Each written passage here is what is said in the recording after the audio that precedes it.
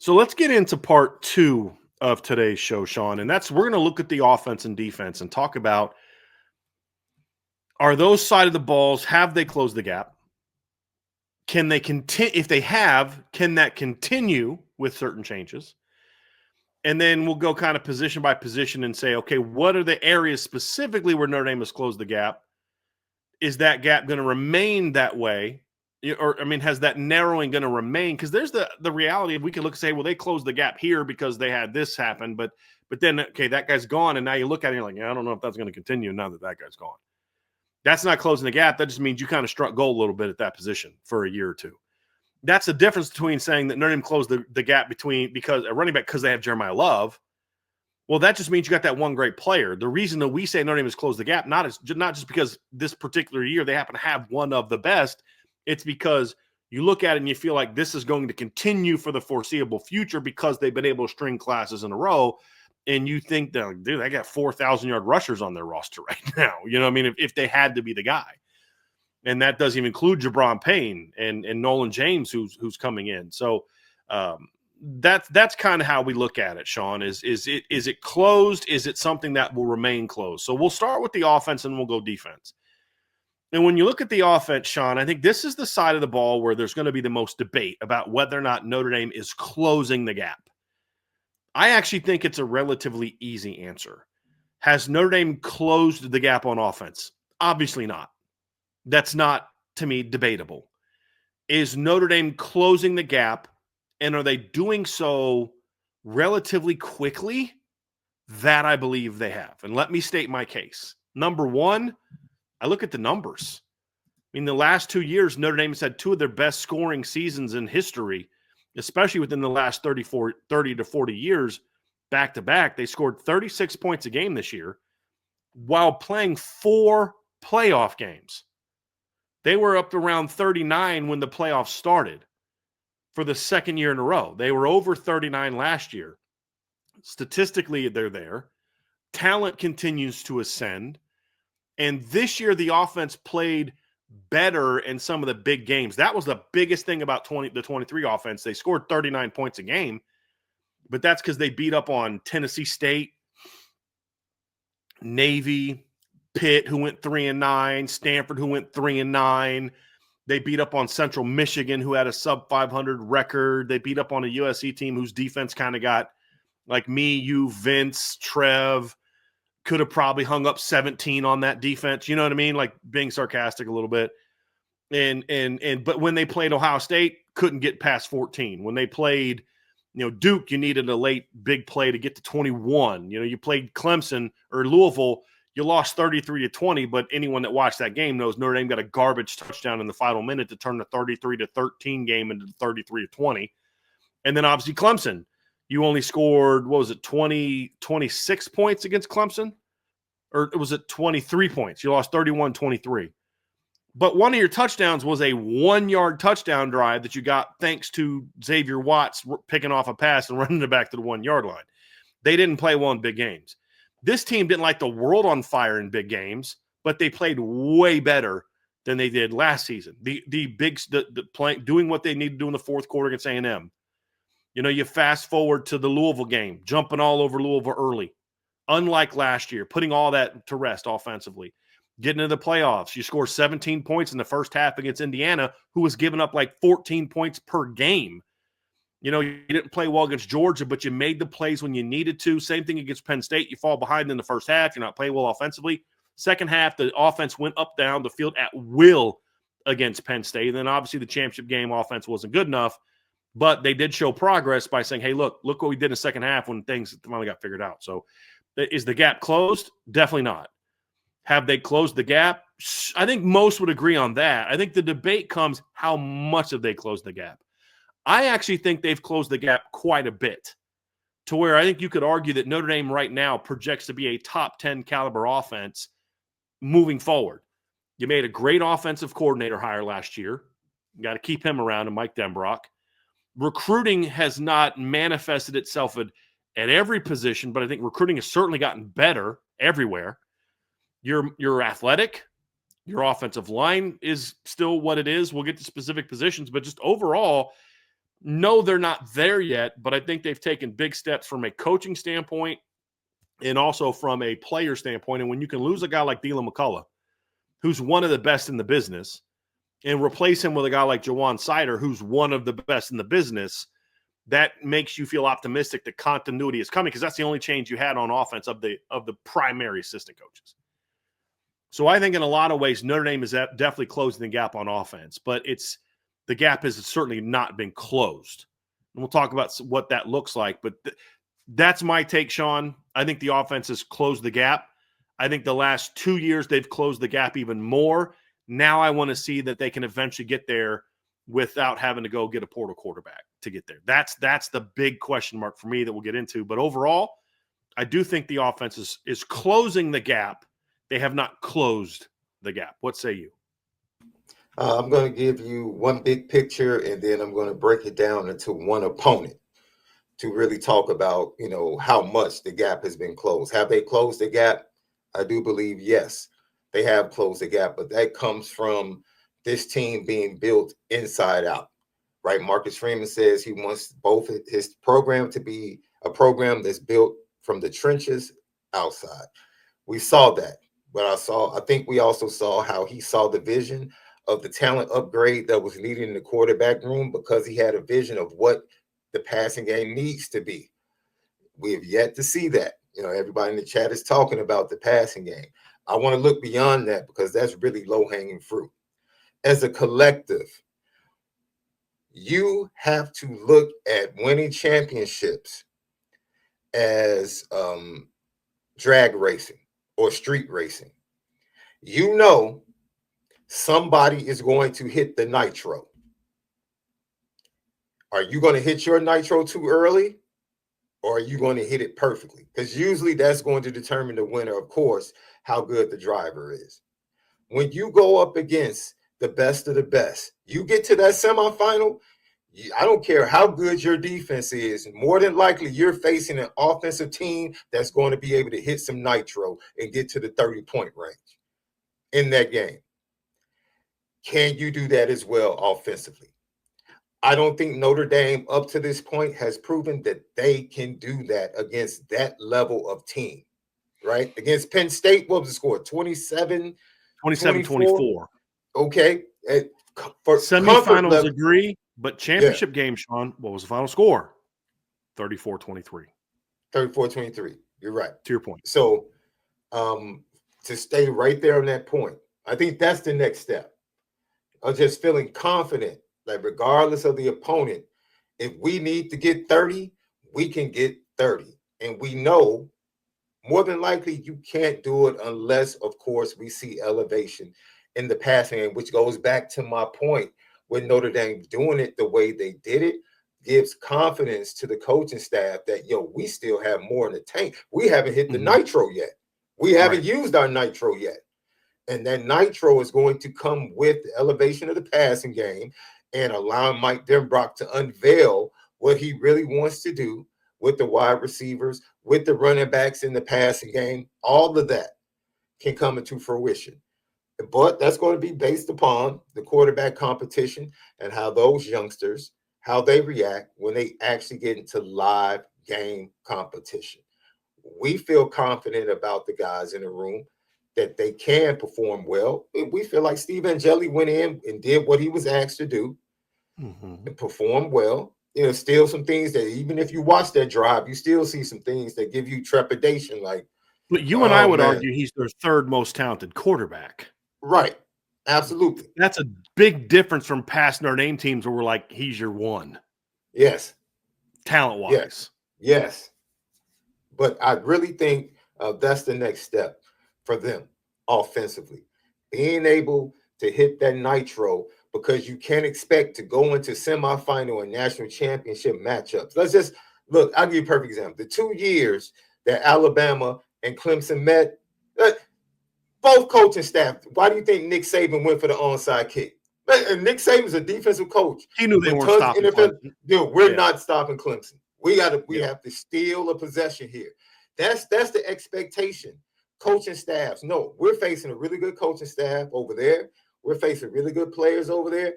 We can't sit here and expect to hold this team to under 20 points. That's not going to get it done. We have to find a way offensively. Even if we're a run-first offense, we have to find a way to either steal possessions or to allow our quarterbacks to make plays in the passing game to put points on the board. And that is college football right now. And that's the next step for this offense and this coaching staff. Finding a way, and I go back to the semifinal we saw with Ohio State and Georgia. Dude, Texas. that offense would no. When you mean Georgia 22? came 22. And 22? Okay. Yeah. Georgia was struggling offensively. They were getting right? And then ripped. Ripped. They were getting and in the ripped. fourth Their quarter, defense was getting ripped by Ohio State. Yeah. Fourth quarter, they found big plays in the passing game. They found it, to get to that mark, to be able to beat Ohio State team is like, yo, you're not stopping this team from scoring. They're on fire. CJ Stroud is on fire. Shaun, that's exactly why I'm going to push back on a comment that was made in the chat. Like, the defense lost in the title game. No, they didn't. Mm-hmm. Both sides of the ball lost you the title game, because there's going to be games where one side of the ball doesn't have it because you're facing a red-hot offense. I mean, Notre Dame still held Ohio State to their second lowest scoring output of the playoffs. Obviously, Texas did the best job against them. But the point is the other side of the ball couldn't step up when your one side was struggling, which the defense did against Georgia. Your offense was struggling against Georgia. So what happened? Your defense keeps you in the game.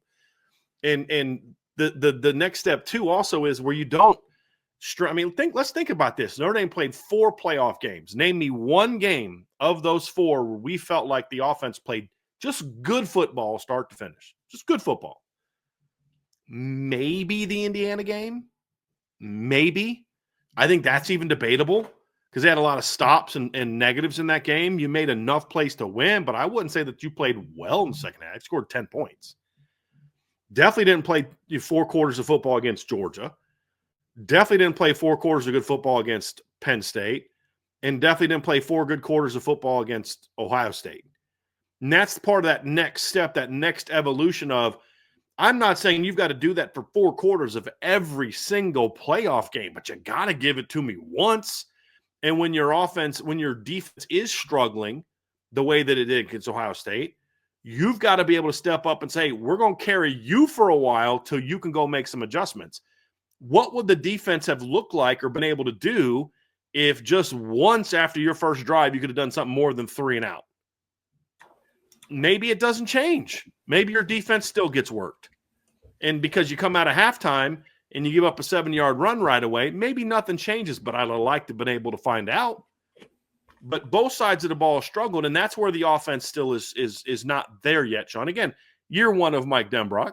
I don't expect him to – he's not a miracle worker.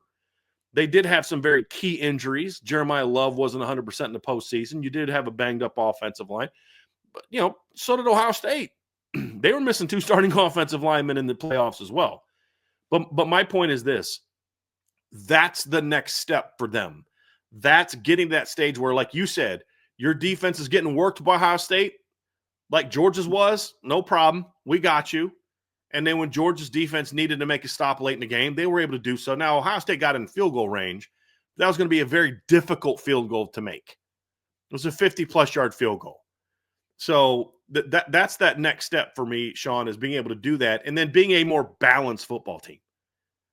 That's the other part is what made Notre Dame look different in the playoffs is we started to see what a balanced football team looks like. Because if Notre Dame's run game would have got shut down in October and November the way that it did in the playoffs, they get beat by maybe 1 or 2 of those teams. So they don't look very good doing it. What happened, at least in those 2 games, is when your run game got shut down, eventually your pass game said, hey, we can do some things. Now imagine if they could do that more consistently and still be able to run the football. But the reason they were able to throw the football to a degree is because teams are just like, we're going to let you throw. We're going to dare you to throw the football because we don't think you can beat us throwing the football. And Penn State got proven wrong. They could beat Penn State throwing the football. Ohio State, they couldn't. So those are things now where I look at it and say, I need to see this offense be able to do that more consistent. You're not going to do that you're not going to go to the playoffs and score 40 a game. Ohio State didn't do that. They scored 34 against Notre Dame. Then they scored 21 against Texas. The 28 point came on a fumble return. They scored 21 offensive points. But what happened in that game when their offense was struggling? Their defense carried them. And so that's kind of where you need to be, man. So closing the gap offensively is being more balanced, starting faster. This team was not very good starting. They would get like a lot of first drive scores and then kind of not do anything for a while and then kind of put teams away late. You got to start faster. You can't consistently have to come back. They had to come from behind in their last 3 playoff games. Now, one of them was 3-0, but you 3-0, 10-0, and then 31-7 were the deficits you had in that game in the last 3 playoff games. Your offense can't keep putting you behind the 8 ball like that because eventually you're going to run out of gas, and that's what happened against Ohio State. And then, of course, just like I said, being more balanced and taking that next step as an offense to where you can, if you get into – because we said if you get into a shootout, this team is in trouble in the playoffs. And the closest thing they came to was Ohio State, and they lost by 11 because they couldn't go score for score to Ohio State. That's where they need to get to. And it's not about having the same exact roster as Ohio State. It's about being the best version of who you want to be, which is going to look different than what Ohio State is. And that's where Notre Dame's going to have to get to more consistently. Yeah. Historically, if you go look at the national championship game of recent, you're going to have to get into that 30-point range, right? It's very rarely you have that was 19 with Georgia and Alabama, where it was just really a defensive battle until they got into overtime. But it's going to be very rare that you have a defense come in and play that well in a national championship game, right? You have to have an elite, epic. I think even with LSU, Clemson was putting it on LSU early in that national championship game. They were moving the ball, and then LSU hit that nitro, and Clemson just didn't have it. Right. They didn't have it to keep up. So they had one guy that could match the other team. The other team had 5. It was like Trevor versus like Joe, Clyde, Jamar, Justin. Right. Just they couldn't. Yeah, and then you have to. I know you and I. We've had discussions on one of the post-game shows during the regular season. I think Trevor was part of, and Vince were part of the conversation as well. I just feel like just knowing other sports and football in general, when you get to these big games, you need a guy. You just need a guy. Doesn't mean that he has to go crazy. I think Jaden Greathouse was that guy. He became that guy for Notre Dame the deeper they went into the playoffs. And he put up stats. But Jeremiah Smith was that guy for Ohio State. He just was. And he didn't produce. 3. They had 3. But if you ask the Ohio State people who was the guy of the 3, it was clear. No, I get that. What I'm saying is the difference in the things we're talking about. They're talking about, Clemson had 1. Clemson had 1. Trevor. LSU had 5. That was it. Exactly. Clemson had a bunch. You could take Justin Jefferson out of the game and Jamar Chase out of the game, but you still couldn't stop Clyde Edwards-Helaire. You still couldn't, shut down. What was that kid's Terrace Marshall? Like just somebody's going to beat you. You look at Ohio State. Jeremiah Smith made the big play at the end, but it was Quinshaw Junkins that basically put that game away. Yeah. Notre Dame's down, what was it, 24-7 at halftime, was it? Mm-hmm. And you get a stop there, and you go down and score, you're back in the game, and then boom, 70-yard run. Emeka made big plays in that game. Mm-hmm. And that's the difference is Travion had a couple big plays in that. That's the thing is like Notre Dame had one guy step up against Ohio State. One. And it was Jaden Greathouse. And you talk about what's the next step for Jeremiah Love, it's that. Now, in his defense, yes, he was injured. But then, so once Jeremiah gets injured, nobody else is going to be able to step up. Your line gets kind of whooped. So there's all those type of things, Shaun, that factor in is you need that guy. And what I like about this Notre Dame team is they have candidates, but not enough of them stepped up on that stage when we got to the postseason. Not enough in the championship game. Now, getting up to that point, Jeremiah was huge against Indiana. Riley played great. Jordan Faison stepped up with some big plays. Against Georgia, Bo Collins makes that great catch for the touchdown. Faison had some tough catches in that game, and in a reverse, and Riley Leonard steps up and make plays when you need him to. Penn State, Jeremiah starts kind of going off in the second half. Anise Williams was big time in that game. Riley was big time in that game. And then Jaden Greathouse also went off. And then you had a couple offensive linemen play well in that game. But against Ohio State, you had one guy. After the first drive, you had one guy really playing at a high level. Yeah. And that was Greathouse. And it was basically 1-on-4 again. And you're just not going to win that. In fairness, and this goes to not just the national championship game, other games that we saw in the regular season. There early on, there was opportunities to really allow Chris Mitchell to be an impactful player in the first quarter. Like, there were opportunities there. So there could have been an opportunity where you had two or three guys to handle for that Ohio State defense. But it didn't happen for different reasons. Right. Which is the problem, right? Yeah. Quarterback's got to get the ball. Like, if you're going to ask me, man, who would you take, Will Howard or Riley Leonard? I'm taking Riley Leonard. But in that game, Will Howard's like, dude, I just got to get the ball where it needs to go. I don't need to put this team on my shoulder. I just got to get the ball where it needs to go. Riley Leonard was still living in that world of, I got to carry this team. I got to carry this team. I got to carry this team, instead of saying, hey, dude, man, just make your reads and get the ball out. Right. And that's kind of, that next step. So as a unit, go ahead. To your point, why does he have that mentality? Like, as much as we say, oh my God, that first drive was amazing. That first drive fed that mentality. Yeah. That I have to carry this team. Like, as much as it set a tone in the trenches, he felt like, I have to carry this team. It's like, no, you don't. You don't. Let's just play within yourself, and everything's going to be fine. So, that's the next step offensively. It really is. And I don't know, if you were to ask me, how difficult is that step going to be? We just have to wait and see. We have to wait and see, because you have a first-time starter at Notre Dame. That is what it is. You have a quarterback that's going to be a first-time starter for the Notre Dame Fighting Irish when they kick off this year. And that comes with this ebbs and flows. But the crazy thing about it is, I still think they can average the same amount of points they averaged last year offensively during the regular season. And I love the fact that this team offensively under Marcus Freeman has had offensive questions to answer and figure out just about every season that he's been the head coach. And every season, that offense has found a way towards the end of the season to be better than it was at the beginning of the season. In my opinion, dude, when that first season, it was like 23 would be my only exception.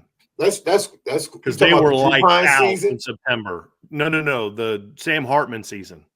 Oh yeah, I'm sorry. They were lights out. You're right about 22 and 24. No, you're right. You're right. Struggled both years in September. You're right. You're right. You're spot on with that one. But most of the time, when you look at this, you look at the caveat. I'll say this, in my opinion, the caveat, they had an offensive coordinator that I just didn't trust to find the answers. That's the only thing I would say. He couldn't find the answers. I think Tommy Rees had the ability to find some answers. Mike Denbrock definitely showed he had the ability to figure out and find some answers. And so now, the second year with Mike Denbrock, I think this offense, whatever they do early, which is probably the front end of the schedule, is much more difficult than the back end. So once they get into late October, November, I expect this offense to really kind of be blooming at that point. And whatever quarterback it is will have his feet under himself. He'll be steadier. And I think you'll start to see that passing game that all of us are wishing and hoping for to start to manifest itself. I think that's obviously, Shaun, before we get into the specific positions, that's still the part of this team that has to get better. We did a show on that. Trev and I did a show on that a couple weeks ago. And you show the numbers, whether you're passing a lot like LSU did in 19 or or whether you're passing where it's your run game's your bread and butter, but your pass game complements it, which is more of like what Michigan was in 23, although their run game in 23 wasn't as good as it was the 2 previous years, but they were still a run first, play great defense team. There were certain numbers you could just point to every team that won, except for like the exception was like the 2016 Clemson team that was not as efficient. They were more explosive and Deshaun making plays, but they weren't a super efficient offense. Most of those teams had, 65 plus completion percentage, 8-7 or higher yards per attempt, 155 plus quarterback ratings. There was a level of effectiveness, even though the volume of pass game usage would vary from team to team. There was a level of efficiency and explosiveness they all had that Notre Dame just hasn't had. Not enough of. You can look at the explosiveness they showed in the second half against Penn State and Ohio State, but the fact that you weren't efficient and consistent is why it's only the second half of those games that you performed well.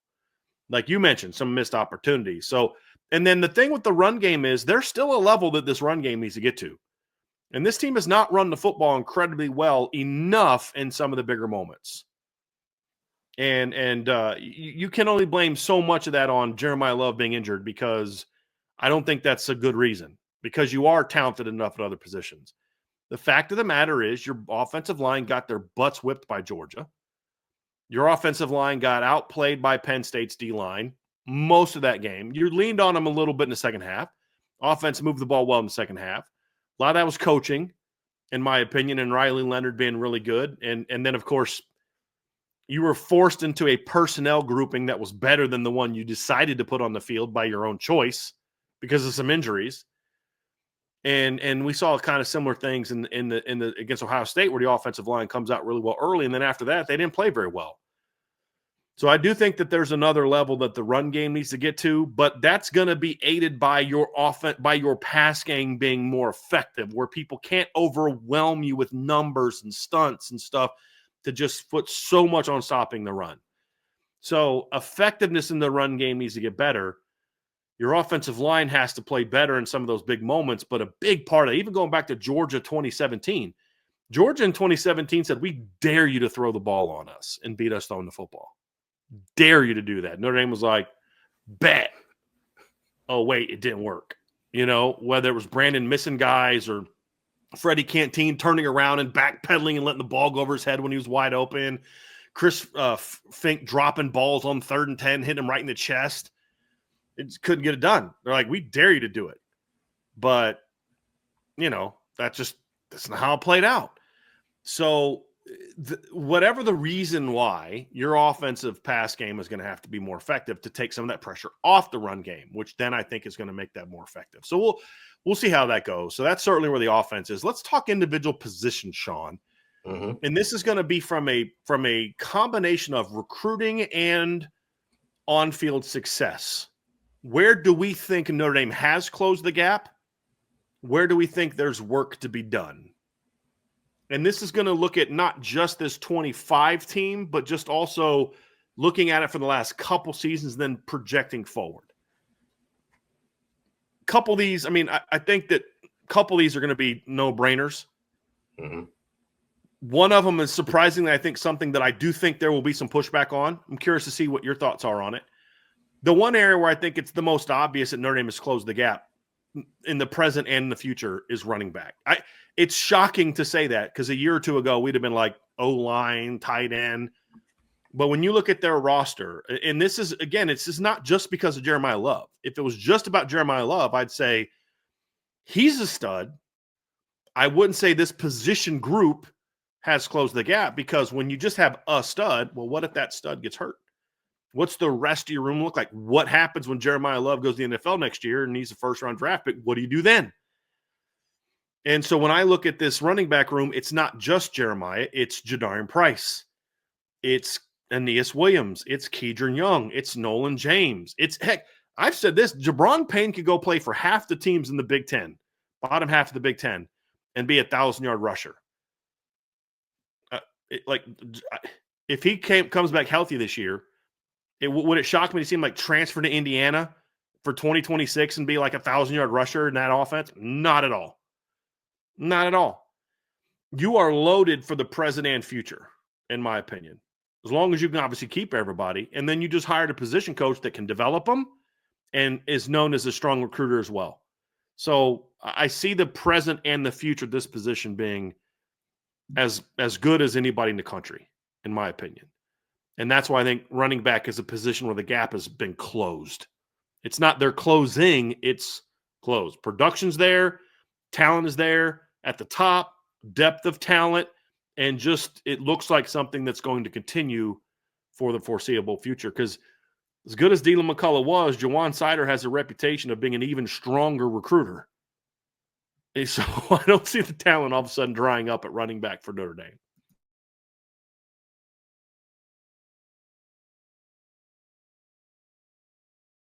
Sorry about that. It was amazing how this run game became more efficient. I know it was incrementally better than the previous seasons when you look at the rush per average and all of that. But I think the running game was far more efficient. You point to the way they were able to close out that road game against Texas A&M, and you know what existed early on the left side of the line that impacted the passing game more because those two youngsters were pretty good in the run game. Pendleton struggled a little bit, more as they got into the season. But Anthony Knapp was a really good run blocker. He's a really good run blocker at left tackle. And so even with that, I think the transition of the offensive line, which got better and they became more cohesive as they went into the playoff, I do think you saw a lot of big run, loss, big run, loss. I want to see this run game become more of a 3, 4, 5, bam, 3, 4, like a nail. Like, man, just keep hammering with less negative plays in the passing game, with guys coming in, interior guys dominating. Georgia Tech, their big guy was able to, big guy, pun intended, but was able to dominate and kind of impact the passing, not the passing game, but the run game. You want to see that eliminated, but we expect that to be eliminated because the expectation now for the offensive line is far greater than what it was heading into last season, because you knew you had a pretty young offensive line after you lose two guys like Blake Fisher and Joe Alt. So for me, the talent has all, but traditionally, I don't know if people can have a true appreciation. I would love to see what people say in the chat and hear what you say. It's kind of hard to have a true appreciation for offensive line and running back at Notre Dame, because Notre Dame is synonymous with running the ball. So when you see elevation in the run game, for some people, it's really hard to recognize, right? Kyron Williams was a great running back, but 4 is different. And, if you just look at the numbers and you don't understand that 4, how he impacts the game and how he impacts other defenses, he's just different. 24 is different. Heck, 21, who we've yet to see be unveiled, is different. 20, I think, shocked everybody the way he played early. And I think the way he showed himself to be that third down back, which means you have to be one of the best block pickup guys in the running back room. That, I think, the talent and the versatility of the running back room is absolutely amazing. And if you put that with what Penn State returns and what Jawan Sider had coming back there, he might fall in love more with what he had in comparison to what he's walking into. Like, how you can watch it from across the field, but then you actually come to the room and now you're like, oh, I thought I knew they were good, but now I recognize, like, yo, this room might be even better than what I had at Penn State. And that could very well be the situation. But like anything else, the total offense, you could say the same thing for the passing game. We'll get to the other positions. It's all about the big games now, bro. It's for each position room is about, okay, if you're the guy or you're the guys, what are you going to do against the best teams in the big moments, in the playoffs, semifinals, and national championship game? That's going to be the true test for this program, because the standard has been set. The standard has been set. They've proven, hey, we can get there. So now it's like, okay, let's see you do it again, and let's see you take it up another notch. When you go up against top teams, top defenses. So are you saying Notre Dame has not closed the gap at running back? Huh? I basically just said they might be the best running back room in the country. Yeah, but are you more No, they talking still like have the run some. No, game no. isn't there yet? No. What? Tell me what you heard that made you feel like. So I'm not arguing. I'm trying to understand No. because you That's why I talked said, about tell me early what you. about like Yeah, less minuses, less negatives in the run yeah. game. That's Need to just the do run that, game being more efficient. and Yeah, just then being more got to do efficient. better in the bigger games. Like it Right. seemed to me like you were saying, and again, that's why I'm asking for clarification. It seemed to me like you were saying they're super talented and all that, but to close the gap, they got to play well against the better teams. No. They've significantly closed the gap in their room. Running back room is far more talented than it's ever been, just from a depth standpoint. It's not top heavy. It's like if Jeremiah can't play, you still going to get it done. No, Right. it's totally. If Kyron wasn't in, Okay. So you're saying running back room gap is closed. Gap is closed. Run game But, overall, there's still work to be done from a result. Okay. Yeah. That leads absolutely. me into the next conversation of gap being closed. I think from a talent standpoint, the offensive line gap has been closed. Talent-wise. There aren't a whole lot of teams in the country that can look at a freshman, sophomore, junior class and say, we have better players than you have. And when I'm saying, I'm talking about rising junior, so Jagasol's class, Jagasol, Absher, Otting, Tarek. Sophomore class of Gerby, Anthony Knapp, Prescott, Peter Jones, and then, of course, the incoming class with Will Black, Matty Augustine, Owen Strebe, and Cameron Herron. Mm-hmm. I think the talent gap is closed on the offensive line. I think the results on the field, however, are the one thing that make me say they are one of the best, but are they truly championship caliber? Mm-hmm. That is a question that I have. And it's kind of difficult for me to say yes or no because here's the reality, Shaun. The performance on the field the last 2 years from the offensive line has not been good enough. No. Not to carry the team the way you expect it to. Well, look at all they did in the regular season. I don't care because you had significantly better players than everybody you played for most of the season. You look at the Louisville game, for example.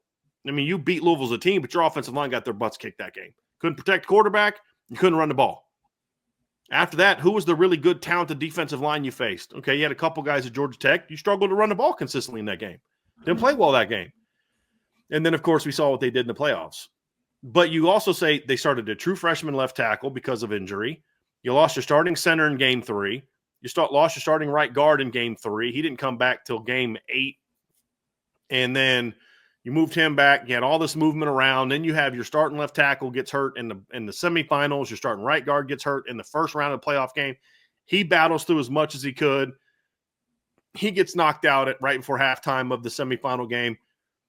There's a lot of different things I look at, Shaun, but the reality is last year you had you had a top 5 draft pick and a second round draft pick, a 5th-year senior at center who left your program to go to an ACC school and was an all ACC player. And then, Coogan and Spindler and all that, and say, like, I just feel like the results should be better than they are. Doesn't mean they've been bad. Doesn't mean they're terrible. Just means they should be better. But there's a lot of things you can point to and say, but it's understandable why they haven't been better in certain instances, especially this year. Last year, it's almost kind of like you give Joe Rudolph a little bit of a pass because it was his first year. I think the offensive line performed better in certain technical areas this year, so there's a little bit of hope there that some things got better, but there's still enough where I got to say, is the coaching and performance good enough? Because we can sit here and talk about but the injuries, and I'm going to say, yeah, but the team they lost to in the title game was also missing 2 starters. Mm-hmm. And they got it done in the playoffs. So I think that's the thing is I will argue that the offensive line, the gap is closed because of the history at the position, the talent at the position, But if Notre Dame is going to close the gap as an offense as a whole, the consistent performance has to take a big jump from the offensive line this year. That's how I feel. I like where it's trending because you were really young in a lot of spots this year. You got everybody coming back that you want to come back. I'm optimistic, so that's why I'm going to put it in this category. But 25 is a big year for the offensive line, in my opinion. Agreed. Eventually, the talent, the production has to match the talent and the potential. It's going to come down to Joe Rudolph making the right decisions on who plays where. And that doesn't mean the only decision that we think. It's whatever we think of whatever decisions he makes. It has to be the right decision based on the results on the field. Because in 22 or 23, he made decisions we didn't like, and we were proven right. That's why the offense got better when certain guys were out and other guys were put in. 24, we didn't like certain decisions. That's why when certain guys got put in later in the year, when Rocco got put back in, all of a sudden the line started looking better. You know, and then obviously when Strouth moved the left tackle, that's when we saw Anthony Knapp take a jump. Why? Because he had a veteran next to him now instead of another rookie. And then, of course, when Jagasol came back, you're like, yeah, that's right. He was really good. I remember that now. So I'm willing to say, okay, it's headed in a good direction production-wise, but as you said, that big game performance has got to take another big jump forward. The consistency, the dominance of this offensive line needs to get there to where it matches the talent. But it was very young talent, and that's a position you and I have always said, even in today's era of young guys stepping up, that's still a position where you need some grown man stuff going on. You need that grown man strength, that grown man maturity, that grown man technical prowess where you just can't throw a stud in there, a bunch of – like you're not going to have like a Fab Five offensive line ever where you're just going to put 5 true freshmen in the starting offensive line like the Michigan Fab Five back in the day, and they're just going to go on a title game run. It's not going to happen. I don't care how good your freshmen are. Because that's still a position where you need a lot of grown-ups, you know what I mean, playing the position. We're going to have that now, Shaun. Those excuses are going to be gone now. And so that's why I think 25 is the year that's going to truly tell us how good Joe Rudolph is in developing the talent. Acquiring it, thumbs up, because I'm loving the 26 class. The finish is going to be key, but Tyler Merrill, Ben Nichols, Southern Guard is a pretty darn good flip and start to a 26 offensive line class. The 25 offensive line class. Outstanding. Here's the thing. Whatever you feel about Joe Rudolph, they got on Will Black way before anybody else thought that he was a stud. Notre Dame thought he was a stud early, just like Jeff Quinn did with Joe Walt. You got to give him – Joe Walt was not a guy Jeff Quinn got because they missed on 4 other guys. He was a guy that he broke down the film and said, I love this kid's potential. Let's go get him. It did the same thing with Will Black. You went out and beat a lot of the top Big Ten teams for Owen Strebig. You went out and found Matty Augustine. So all those, you flipped the kid from Iowa, which is not easy to do for an offensive lineman. So the recruiting is there. Now the question is the development going to match? And we're going to find out if that's yay or nay in 2025. I'm willing to give him a lot of mulligans because of injuries and some different things from 24. And we did see some growth, but this is where we're going to tell if the coaching is talent's there. Is the coaching there? That's the question that I still have. And this year, and I'm not saying it's not. I'm saying we don't necessarily. I don't think we know yet, but this is the year that's going to tell us if we do or don't. Yeah, I think you made a great point pointing out, the injuries suffered by Ohio State's offensive line and what they were able to do. But I also think that goes to something you pointed out about what you want to see in the maturation of this offense. And that is you want to see a more balanced offense moving forward. That more balanced offense is going to help your offensive line. Offensive line play at Notre Dame has been heavily skewed. There has not been a balanced offense at Notre Dame since maybe 16, 15. Yeah. I was about to say 16, even though they lost, they were great at running the ball. They were really up and down running the ball that year. Yeah. 15. So think about that. We're talking about a decade, like a decade. This offensive line has not been aided by a balanced offense. So that's why when you look at offensive linemen, you have to be very careful how you look at their film. Like you look at Banks, right? The Banks kid who came, he's number one, and then he goes up against Georgia's defensive ends and he just gets eradicated. Well, he's playing in a very balanced offensive line that keeps you on your heels. So just how good is he when you're watching this film? And so Notre Dame, I think the offensive line, Joe Rudolph, and the talent they have, as this offense continues to develop and become balanced, it's really going to make things much easier, in my opinion. I think there's a lot of pressure on the Notre Dame offensive line year in, year out, because I think they know it's on their shoulders offensively more years than not. They've known that. And so going into big games against good teams, this is kind of unfair, but it is what it is. It is what it is. You talked about it. They did not perform well against Louisville, and you missed my big joke. I was talking about Zeke Biggers. That's why I said big. Oh, I got it. It was good. He dominated. Okay, tell me it wasn't a good one. Yeah. All right, fine. It was very good. I'm just trying. I'm trying to be calm. It's very good. They got big one. Biggers is a big one. Yeah. But in all seriousness, they had moments, right? That closing it out against Texas A&M was a moment. I mean, that was a big moment. I think their response, they were able to hit Nitro against USC. Yeah. A team hit them, put up points in their defense, and they did it. It dominated a really good Army defense too. Like physically dominated a really good Army defense. As much as people want to give credence, some people don't want to give credence to that because they don't respect Army. But, coming into that game, Army was statistically, people weren't pushing them around.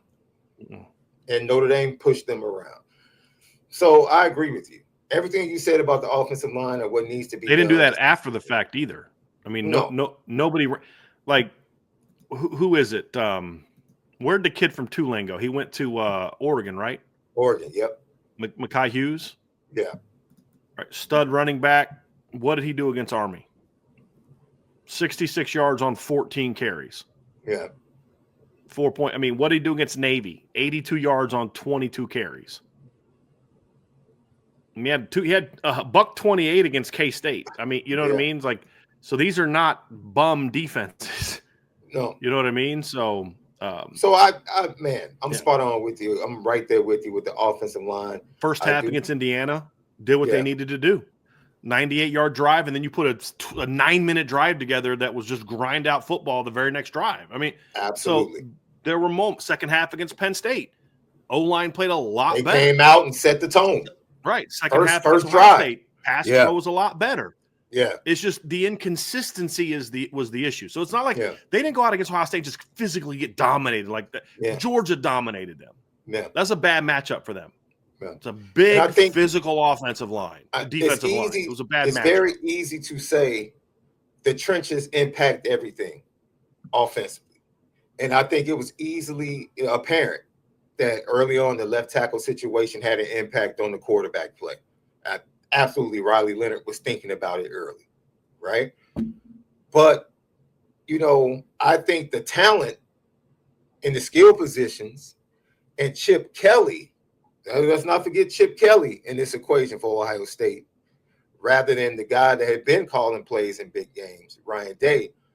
Chip Kelly brought that balance you were talking about, and he took pressure off the offensive line and gave them, this is what we have to do. If you do this, we're just going to get the ball to our guys. And if we get the ball to our guys, they're going to make plays. And it really is offense that simple. For smart offensive coordinators, it's that simple. I think Mike Denbrock is a smart offensive coordinator. And as he's able to find ways to get the ball to us, I think the offensive line won't have as much pressure as they've had in previous years at Notre Dame, which is crazy because I think they're becoming more talented than previous offensive line rooms at Notre Dame. So it's actually great that the offense is becoming more balanced as the talent in the offensive line room is becoming better. That's a perfect marriage for this Notre Dame offense going into the future. The last one is tight end. I still believe, although there are some question marks about the present at tight end because of injuries, I still think this is a position where the gap is closed. This is still a position where they are still strong. They were not as dominant this season. Again, because you have Mitchell Evans coming back from an injury. You had Cooper Flanagan was banged up all year. Eli Raridan was coming off of 3 years in a row of injuries. 23 tight end position was a strength again. 22, you had Michael Mayer had 3 brilliant seasons in a row. Looking to the future, you have Eli Raridan coming back. You know, you've got James Flanagan coming in as a top 100 player on my evaluation. Jack Larson's a 4-star kid that was a top 250 caliber kid. You brought in this year you kind of had to bridge the gap between some of those younger guys with Ty Washington in the portal. I still think this is a position of strength. Now, 26 recruiting is going to be key to keeping that going. I like the board, but you've got to finish with some of the top guys that I like. Ian Premer, Max Sutter. I'll have an intel thing on him later today. A lot of people think he's off the board because he's put a top 5 together. I'll have something to speak on that a little bit. I like the board in 26, but you got to close with the right guys to really keep this thing rolling. The other thing we have to come to grips with is that Mike Denbrock is not going to be a 12 personnel guy for the next 5-10 years. He did that a lot this year because that's what was needed. He would like to get back to being more balanced with his personnel groupings, where 11 is more of the base offensive alignment, not as much 12.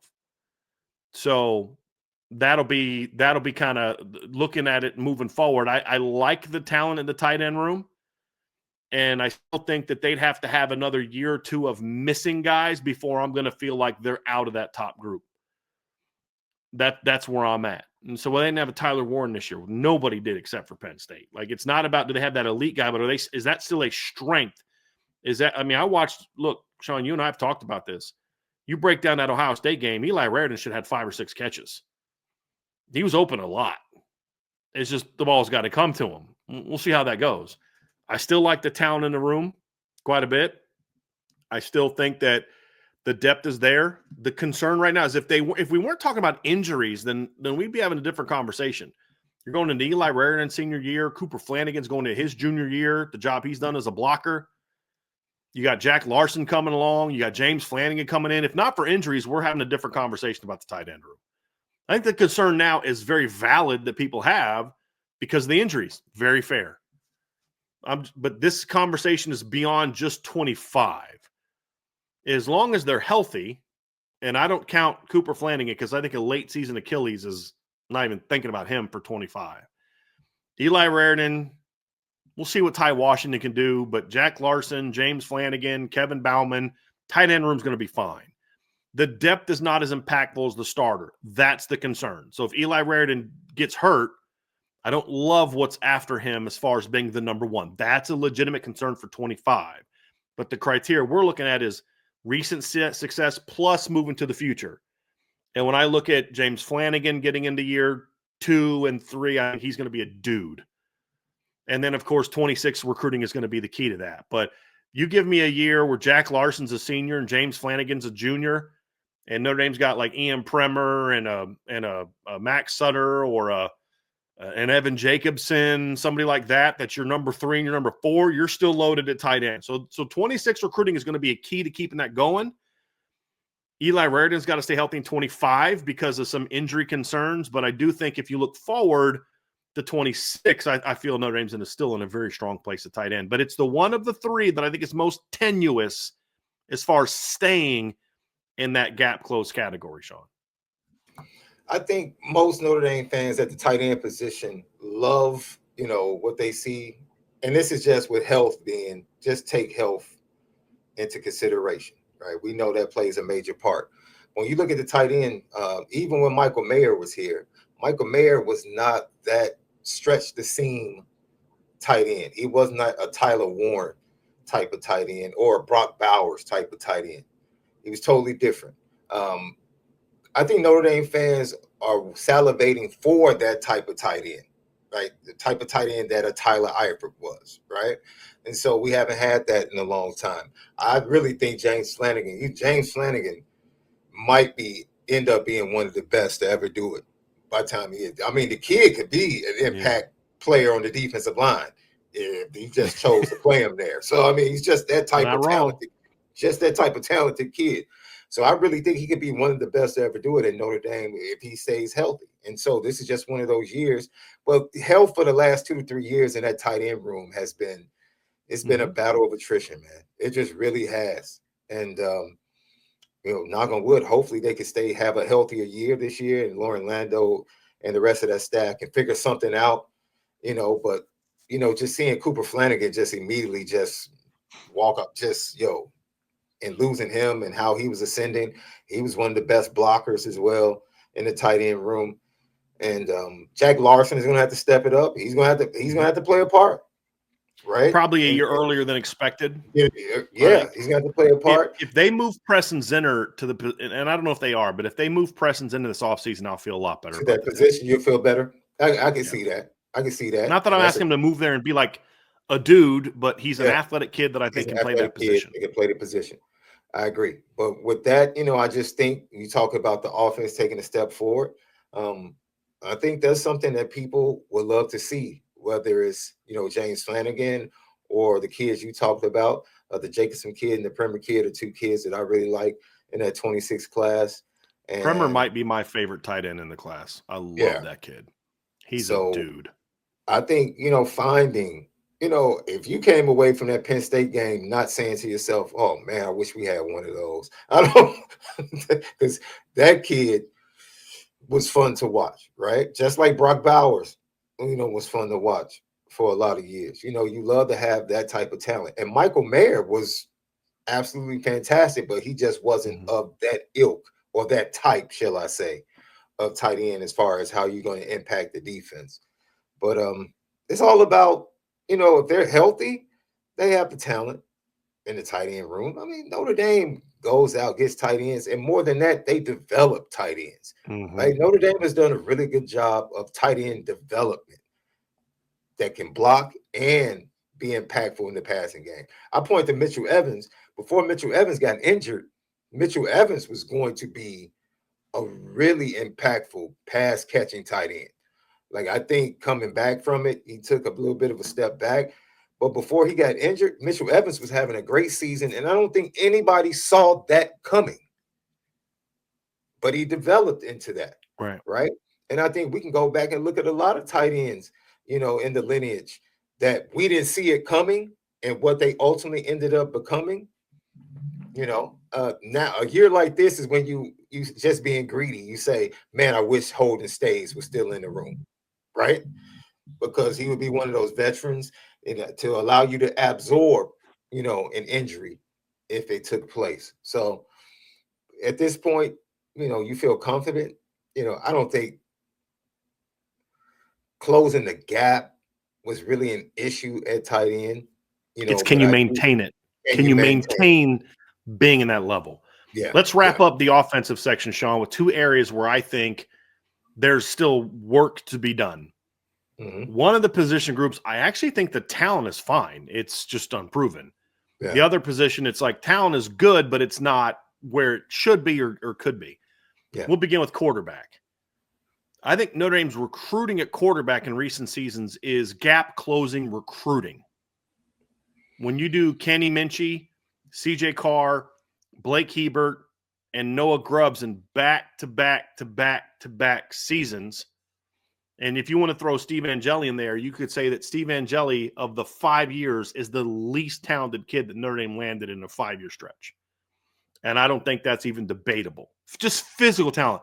If Steve wins at Notre Dame, it's because he's got solid talent, good talent, but it's the intangibles, it's the leadership, it's the moxie, it's all that kind of stuff.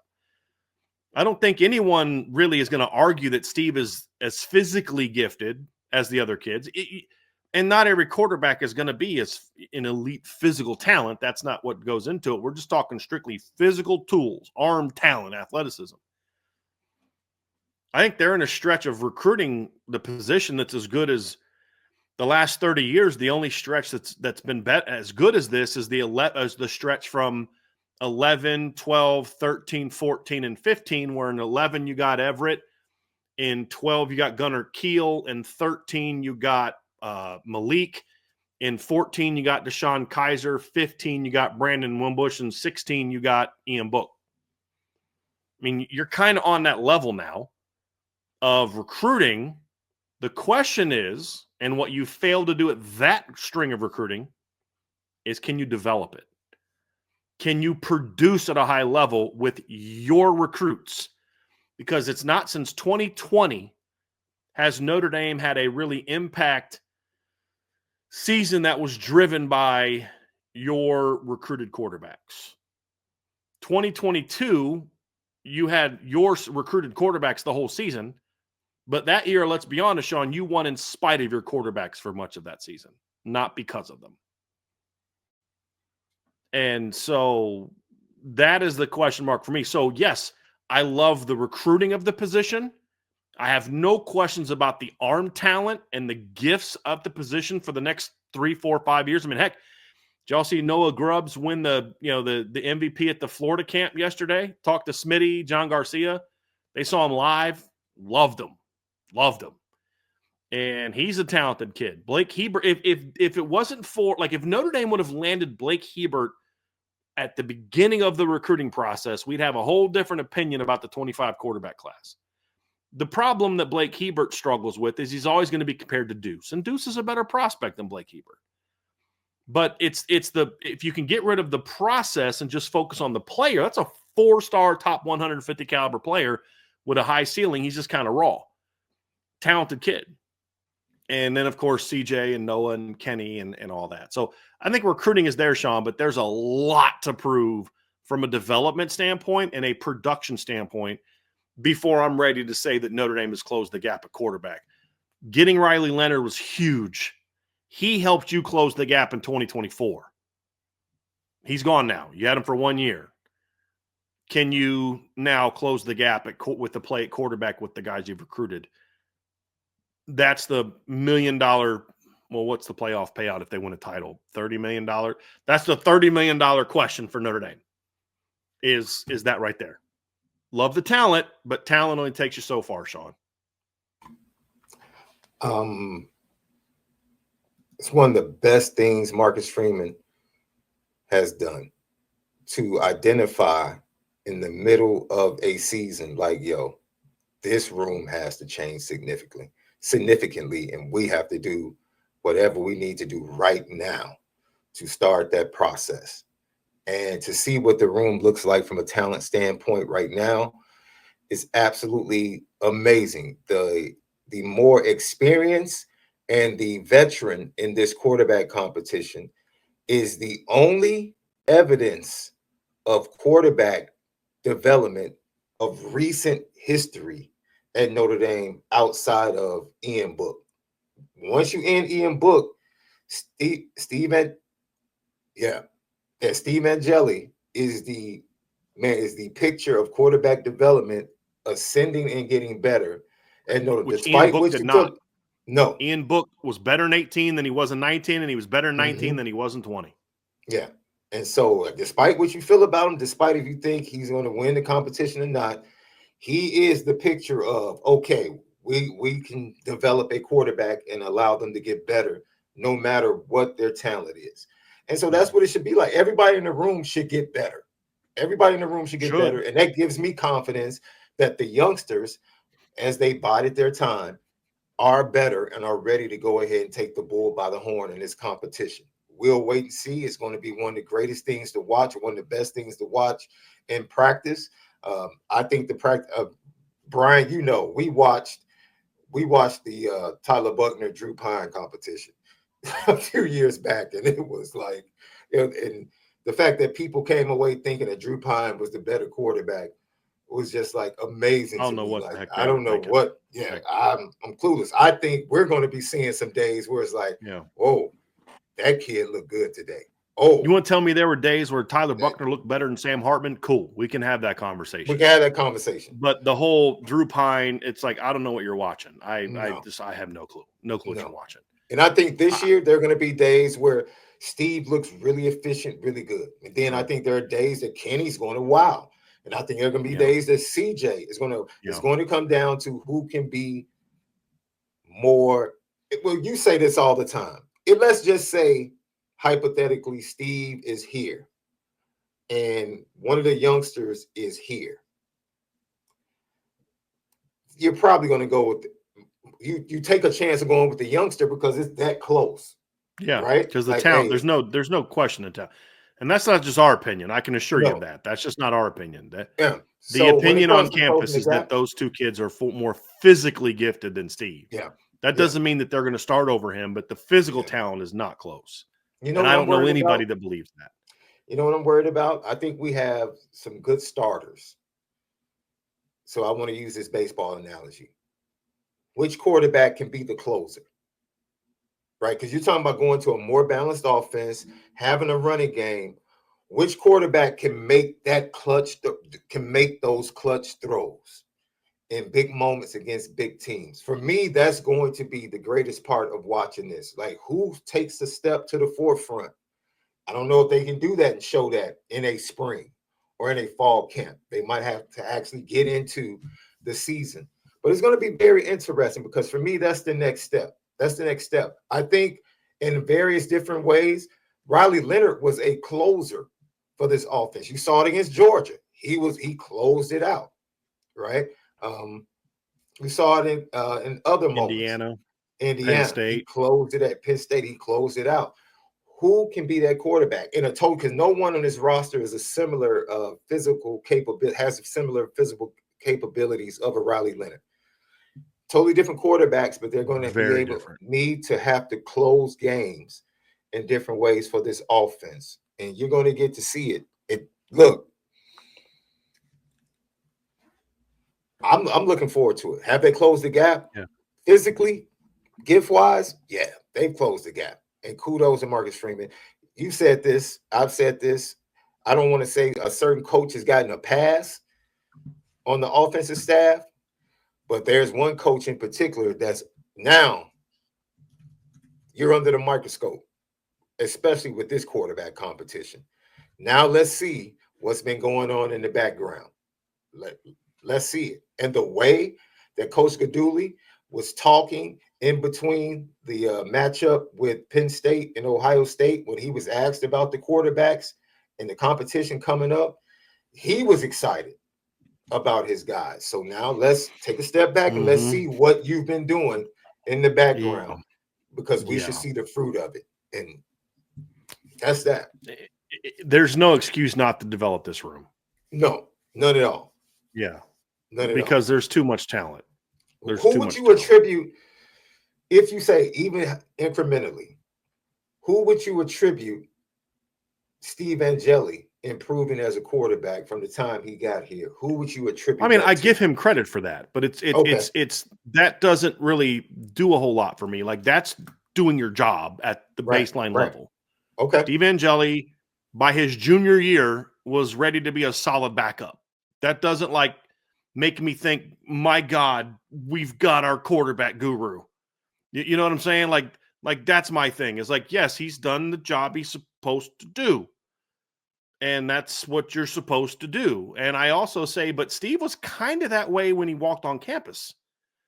I mean, like Steve was always kind of that high moxie, high, just confidence guy when he got on campus. And I'm not saying Gino Gaduli cannot do it. What I'm saying is he has yet to prove that he can develop a starting quarterback. He inherited 2 starting quarterbacks from the transfer portal, 2 guys that have been developed by somebody else.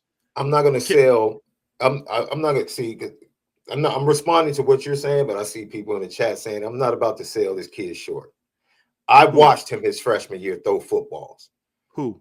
And skeleton drills. Steve Angeli. Uh-huh. I watched him throw. He is a much better passer of the football. Right. I'm not disagreeing right now with that. Than he is night and day. No. So, I'm not disagreeing with that. I'm saying the moxie, the confidence, the things that are going to allow him to win this job are those things. It'll never be his arm talent. No. But what I'm saying is Steve Angeli being better as a junior than he was as a freshman is called you doing your job. That doesn't mean you're doing your job at a high level. At a high level. As far as Gino. Right. That's what I'm saying. that doesn't mean you take away, because that's all that he was required to do of the quarterbacks they've recruited so far. Mm-hmm. He wasn't asked to turn Steve Angeli to a starter in 2024. His job was to get Steve to be a quality backup in 2024. That's what he was. Yeah. The question is, can he develop an impact starter? I'm not saying he can't. I'm saying we don't know. Right. We got to see it. That's the question. And when you talk about the talent that guys like CJ and Kenny have, if you can't get them ready to go in years 3 and 2 of their tenures, something's wrong. That's where I'm saying something would then be wrong. And I that think would be my concern. I think that is, if we agree. I don't, if you have someone that is not uber talented, but you see them improve, that is still, like, they are who they are. I don't think anybody, when Steve Angeli, and I hope I'm not trying to be disrespectful, no one saw Steve Angeli and said that's going to be the guy that takes us to the national championship. A couple people actually have said that, but I think that's wishful thinking more than anything else. But at the same time, you can be respectful and say, "Yo, that kid has really improved as a great backup quarterback." Regardless of what, you don't have to be high on him. Can you trust him to come into a game in a high leverage situation and be a really good quarterback? Because you need one at certain times. A really good backup quarterback, yeah. I mean, yes. What I'm saying is that's what he's shown so far. That's not meant to say that Steve will never be a starter.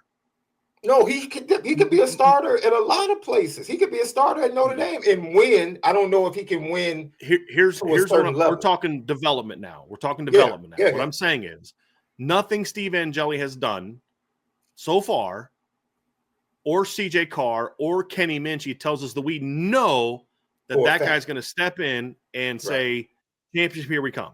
Mm-hmm. See what I'm saying? Agreed. We know that Steve can be an excellent backup quarterback. What we've got to find out, let's just say that it's Steve's job, and we all know he's going to be a starter. Mm-hmm. My point is this. Gino Guidugli has not shown that he can take a guy like Steve Angeli and in 4 years turn him into an impact championship caliber starter. That's what we don't know. Not because Gino has failed to get him ready for the role that he's had. It's that he hasn't been in that role. And I've said this a million times. Being the backup is a completely different animal than being the starter from a mentality standpoint, a preparation standpoint. And that's what Coach Guidugli has to show. Getting a guy by his junior year prepared to be a quality backup that can throw checkdowns and get the team lined up coming off the bench is a good job, but that's kind of the baseline of what you're supposed to do when you're the coach at Notre Dame. What we don't know is, can he then get Steve or Kenny or CJ or hopefully a couple of those guys ready to go to be high-level starters, whether 25 and 26 and moving forward? That's the question. I'm not saying he can't do it. I'm saying we don't know. He's only ever had transfers. That's all the opportunities he's had at Notre Dame. We don't know the answer to that because 2022, he was not the quarterback's coach when Drew Pine and Tyler Buckner. That was Tommy Rees. Right. And by the way, if Notre Dame's quarterback position in the next couple of years is strong, some of y'all who are gonna hate to do this, but you're gonna have to give Tommy Rees a lot of credit because literally every single guy in the battle for the quarterback job this year was recruited by Tommy Rees. So just saying that. You know what? That's a fact. True. That's true. So that's true. That was, as I've said before, that was his parting gift to Notre Dame. Now it's up to Gino Guidugli to take that talent and turn it into impact play. And just so we're clear, I don't want this to come across like I'm taking a shot at Gino Guidugli. I'm not at all. What I'm saying is now we enter the period where he gets to prove his chops because the last 2 years it was inheriting veterans from the portal and saying, now let's just plug him in and go. You're not going to completely reinvent Riley Leonard's throwing mechanics in 1 year where you don't have them for the spring, basically. Let's take what already has been developed and use it to the best of our ability. That's a different animal than what he's being tasked with now. And so it's saying the unknown of what he hasn't had a chance to prove is what he now has to prove. It's not meant to say he didn't do a good job getting Steve ready from freshman to junior year. My thing is, like, if you're a quality enough coach to be hired at Notre Dame to coach quarterbacks, you should be able to take Steve Angeli as a freshman and turn him into a quality backup by his junior year. Now, what tells me if you are A championship caliber coach is, okay, now that the portal thing is in the past, can you take these kids that you've inherited, that you've recruited, or that have come and then say, hey, now we can build it into something special. And something else too. I really will say this from the recruiting standpoint. He's the quarterback recruits really like Geno. Mm-hmm. They really do. John, I feel like you're defending really Geno. I'm really no. I just want to no, because we talk. I just wanted to add that recruiting part, because I think what I'm trying to say is that's really like one of the last checks for Geno to prove, his value and his worth. I think he's done that already, in my opinion, Shaun, because you get Deuce Knight, and then you lose Deuce, and I don't think there's a thing that Geno Guidugli could have done to keep Deuce Knight. You replace him, and then you replace him like that with a guy like Blake Hebert, who you flip from Clemson, and then you also land Noah Grubbs in 2026. Yeah, like I have no problem with Geno's recruiting so far, none. Mm-hmm. I mean, there's not a lot of people that can get a Blake Hebert in their class, period, much less get him after having to bounce back with losing your long-time committed kid. Yeah. That part I have no problem with. I have no criticism of Geno Guidugli. What I'm saying is we don't know what kind of position coach Geno Guidugli is yet, because he hasn't had the opportunity to show it. We're going to find out now. We're about to find out. I just want to make sure everybody understands where I'm coming from on Geno Guidugli. I'm not criticizing Geno Guidugli. I'm not insulting Geno Guidugli. I'm not questioning Geno Guidugli, outside of the fact that we just don't know, because he hasn't been put in this situation before. The last quarterback Geno Guidugli had to develop from a young guy to a veteran was a third-round NFL draft pick in Desmond Ridder. We haven't seen him get a chance to do that at Notre Dame. We are now. So it's more of we're going to learn about Geno Guidugli, something we don't know. We can all think we know and we hope and all this, but we don't know. Let's make sure that we're clear. This is not taking shots at Geno Guidugli. It's just stating the obvious. This is a big year for him to prove his value as a position coach. And if the quarterback position comes out and plays well this year, then we're going to be really good. And I see people just can't help themselves taking shots at Tommy Rees. Say Tommy Rees whiffed on a lot of quarterbacks. Can I just say something to y'all? When did that change? It changed around November of 2021, correct? I'm going to tell you all again, Tommy Rees was never the problem recruiting quarterbacks. Brian Kelly was. It's not a coincidence that the moment Brian Kelly left, all of a sudden, Notre Dame starts landing top quarterbacks. So I know that for some of you, it's hard to give Tommy Rees credit for anything. I understand that. But it's not a coincidence that Brian Kelly leaves and all of a sudden it's CJ, Kenny, and CJ and Kenny. CJ and Kenny. So I'm just saying. From a coaching standpoint, because you've been in that chair, I haven't been in that chair.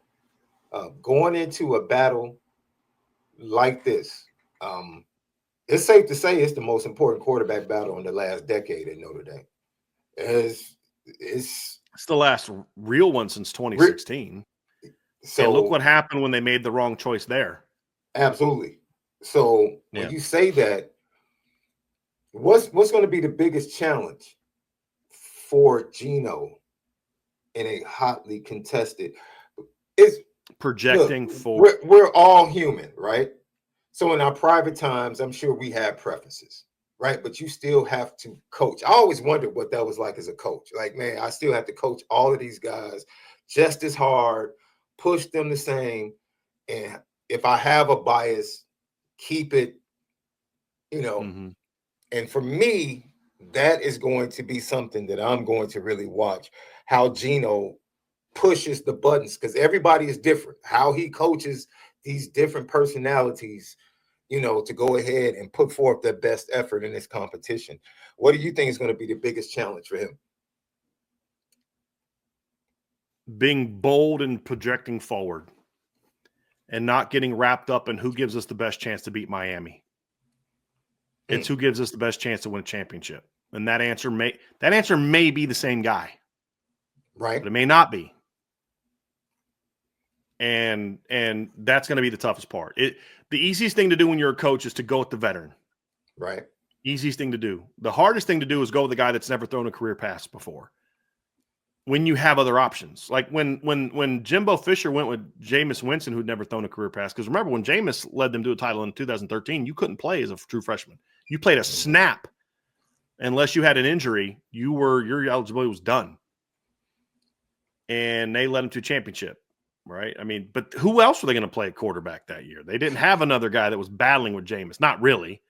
I mean, Jacob Coker wasn't going to beat out Jameis Winston. You know what I'm saying? But you have options here. Mm-hmm. There's the veteran guy. There's the in-between guy that's got the talent and a little bit more experience in the system. And then you've got the guy that we don't really know what he's going to do because he's never played a meaningful down of football in college.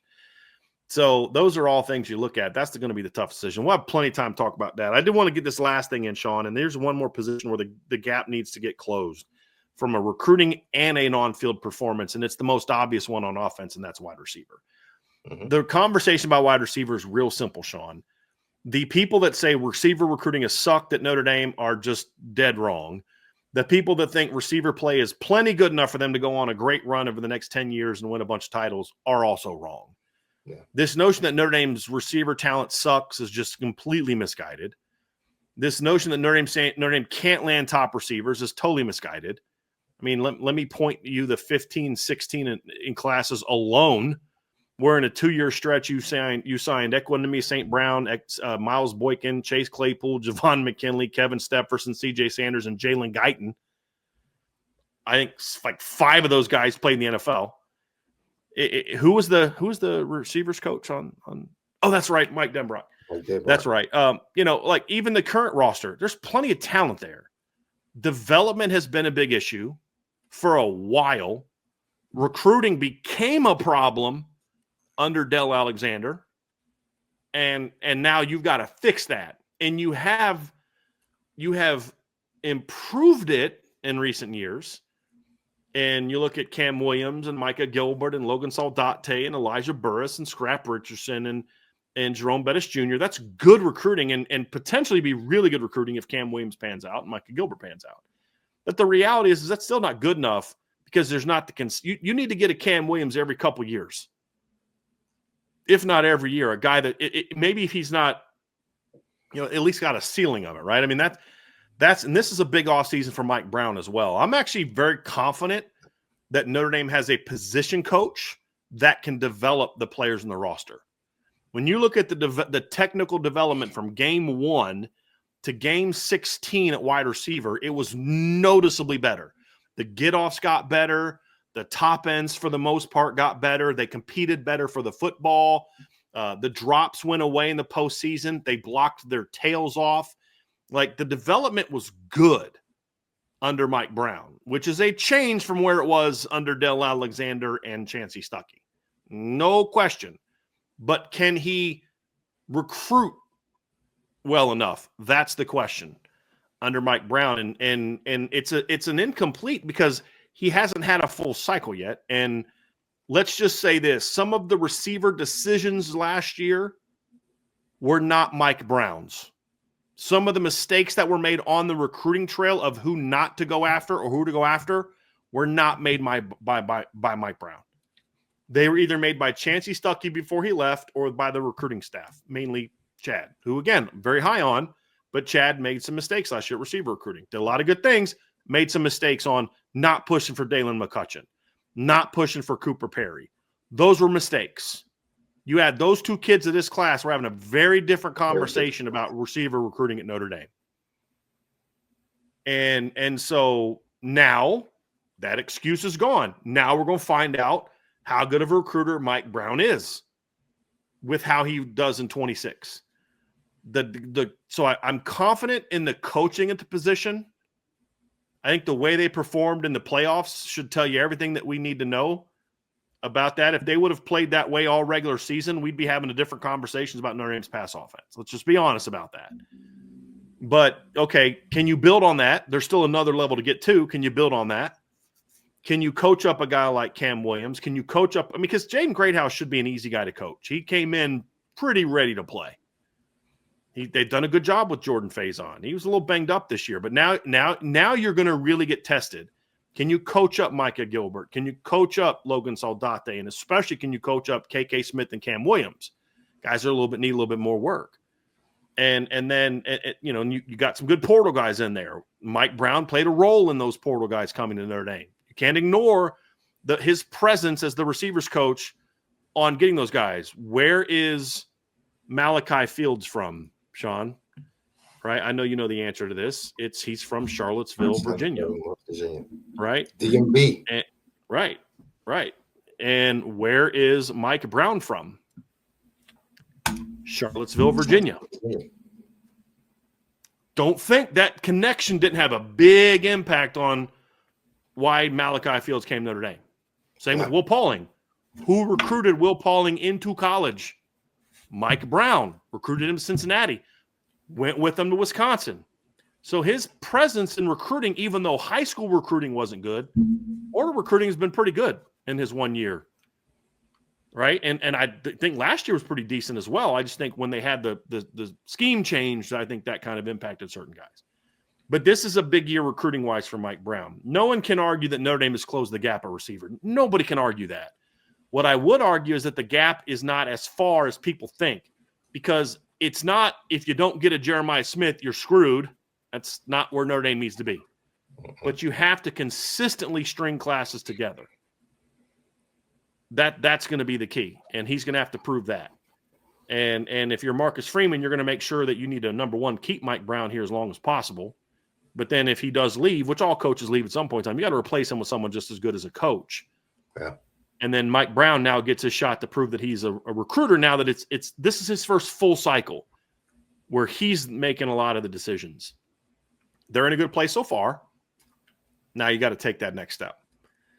So I really like the potential of this receiving core in 2025. I do. It's got a chance to be really good. It's got size with Malachi Fields and Micah Gilbert to a degree. You've got possession type impact guys like a Jaden Greathouse, Jordan Faison to a degree. You've got speed with guys like Cam Williams and KK Smith and Logan Saldate. Will Pauling's got speed, but we haven't seen him use it. Can he use it now? There's a lot of variety, and that's something, Shaun, you and I have talked about so many times. I need a variety of skills at receiver. And I think this team has a chance to have all of it, but can you develop it?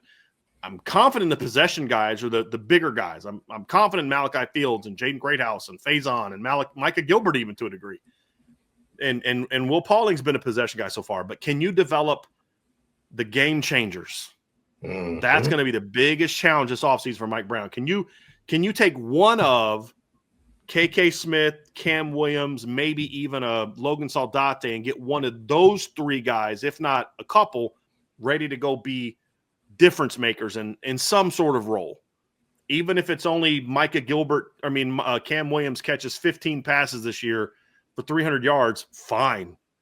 I can live with that step. Or if it's KK does that, somebody needs to do that, because you have big-time speed on your roster. It's just all those speed guys are the ones that we look at as kind of right at the bottom of the depth chart from a being ready to impact standpoint.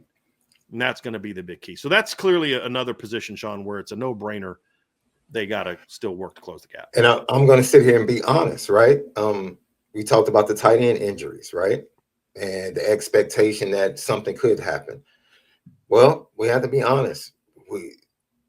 Jordan Faison misses games, whether it's 2, 3, or season. And when he misses games, you see how it impacts the big play, or how it has impacted the big play capability of the wide receiver room.